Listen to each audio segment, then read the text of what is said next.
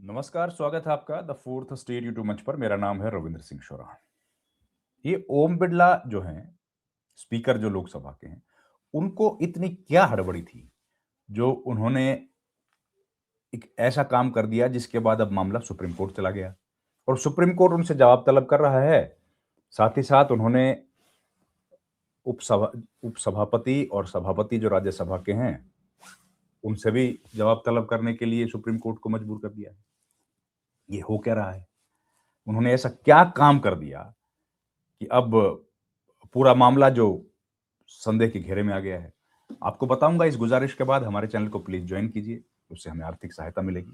आपकी छोटी सी आर्थिक मदद हमारे लिए बड़ा वित्तीय सहयोग। असल में आपको याद होगा दोस्तों कि जगदीप धनखड़ ने जब इस्तीफा दिया था उपराष्ट्रपति पद के पद से, तो वो मॉनसून सत्र का पहला दिन था। संसद के मॉनसून सत्र में दिन में वो आए थे और शाम को ये खबर आ गई कि उन्होंने रिजाइन कर दिया। तो ऐसी स्थिति में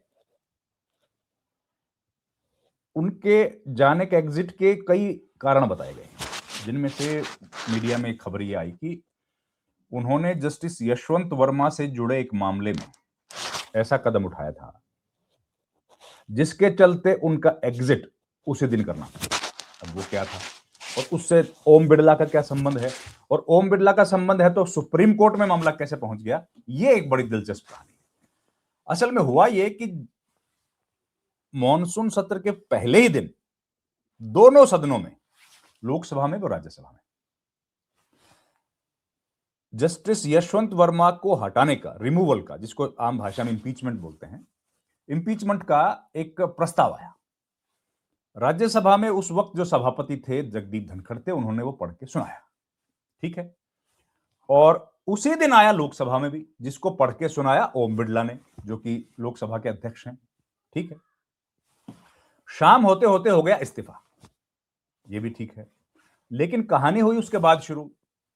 इस्तीफा होने के बाद ओम बिरला ने अपनी तरफ से एक कमेटी गठित कर दी।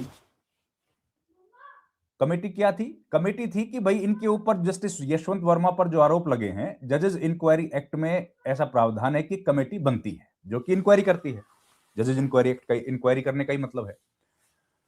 उसके तहत वो कमेटी बना दी और उन्होंने ये कमेटी लोकसभा की ही बना दी, मतलब लोकसभा ने अपने से बना दी। तो इसमें गलत क्या हो गया?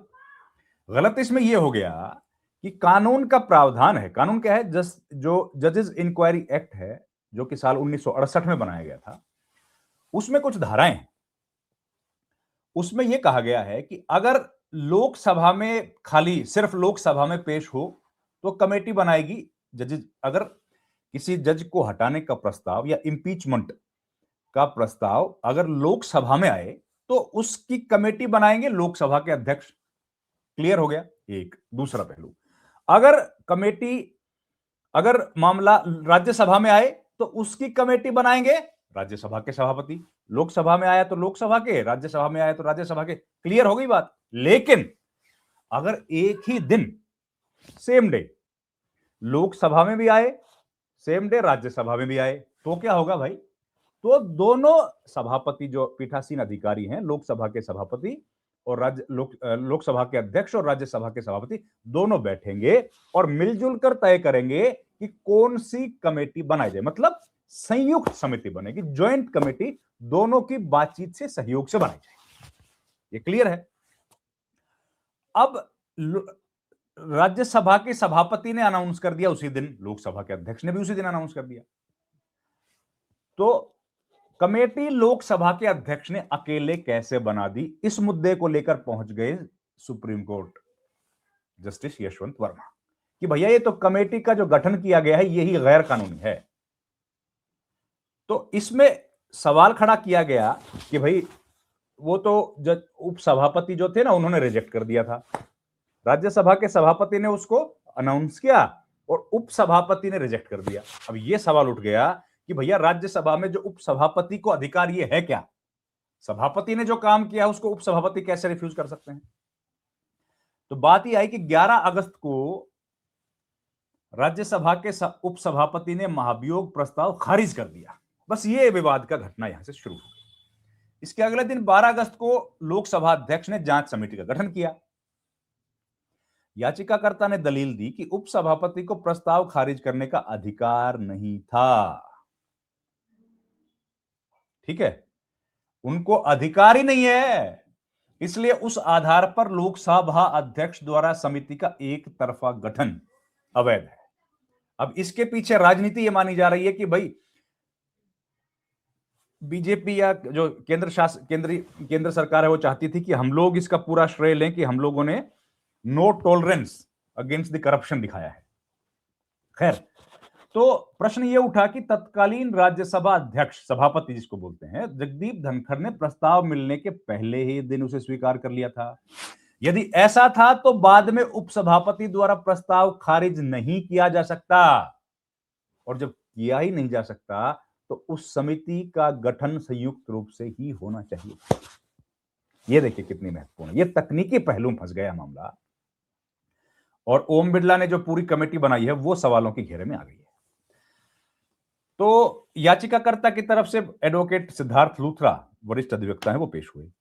उन्होंने दलील दी कि संविधान का अनुच्छेद 124 जो महाभियोग या रिमूवल ऑफ जजेस की कार्रवाई के संदर्भ में एक कंप्लीट कोड है, उसमें अनुच्छेद 91 के आधार पर अब उपसभापति को यह विभागीय अधिकार नहीं मिलता, जो कि जजेस इंक्वायरी एक्ट के तहत विशेष रूप से केवल अध्यक्ष को दिया गया है। दोनों पीठासीन अधिकारियों को दिया गया है, तो उपसभापति कहां से आ गए?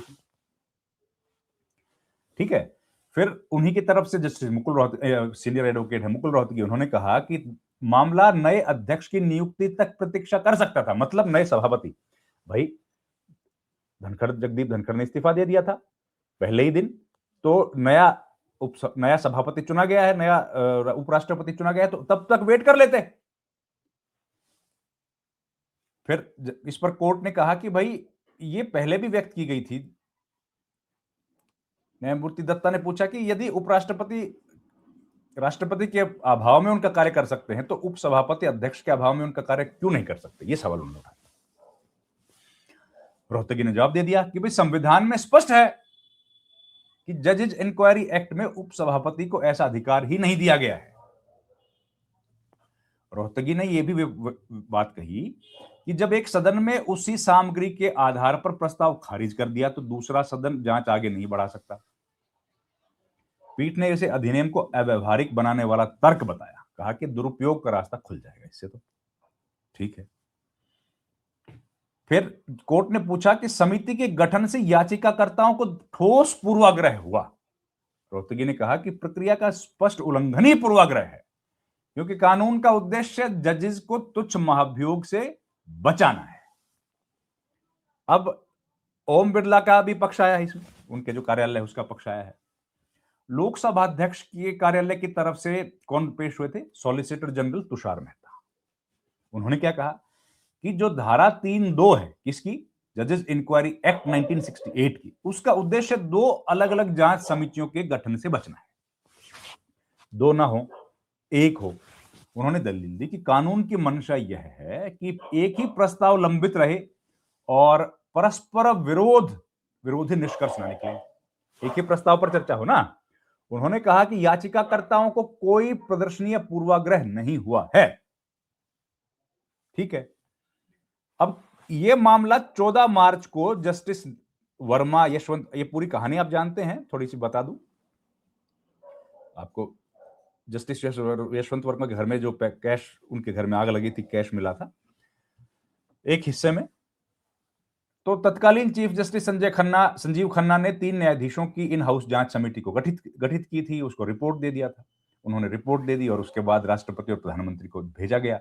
जस्टिस वर्मा ने इलाहाबाद हाईकोर्ट उनको भेज दिया गया था। जांच लंबित रहने तक उनको कोर्ट का काम नहीं दिया गया था। पहले ही इन हाउस जांच और सीजीआई की सिफारिश को चुनौती देने वाली याचिका खारिज कर चुका, एक बार आए थे वो लोग। सुप्रीम कोर्ट अब यह तय करेगा कि जांच समिति के गठन में पाई गई कथित खामी कितनी गंभीर है या नहीं कि अनुच्छेद 32 के तहत हस्तक्षेप किया जाए। गंभीर है या नहीं है? प्रथम दृष्टया तो कोर्ट को लगा था कि ये गड़बड़ तो है। कितनी बड़ी गड़बड़ है ये नहीं मालूम है, लगेगा पता जब इसका फैसला आएगा। तो इसको रिजर्व रख लिया गया है। अब देखते हैं कब इसका फैसला आएगा, ओम बिरला पर इसका क्या असर पड़ेगा। आपका बहुत बहुत धन्यवाद, थैंक यू वेरी मच।